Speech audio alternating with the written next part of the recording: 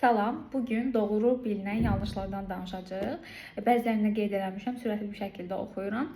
Birinci, ac qarnına spirtli içki içmək mikrobları öldürərmi? Bu məncə biraz spirtli içki düşkünlərinin uydurduğu bir şeydir. Öldürməz təbii ki. Əksinə mədənin selfik qişasını qıcıqlandıra bilər. Yəni özünüzə zərər vermiş ola bilərsiniz.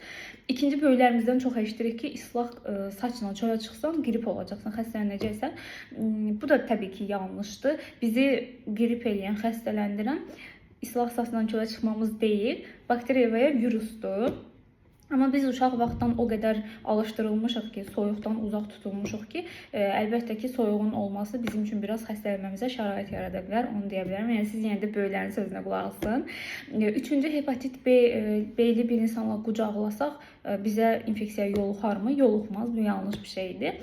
Vaksinlər immuniteti düşürər. Çox eşidirik. Düşürməz. Vaksinlər əksinə hansı xəstəlik üçün vurulursa, o xəstəliyə qarşı sizi qoruyar və vaksindən sonra yüngül bir qızartının, qızdırmanın olması isə bədənin verdiyi reaksiyadır, yəni xəstələnmək deyil.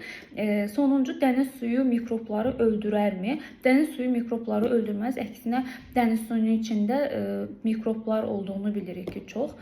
Yəni öldürməz, əksinə daha da ağırlaşdıra bilər vəziyyəti.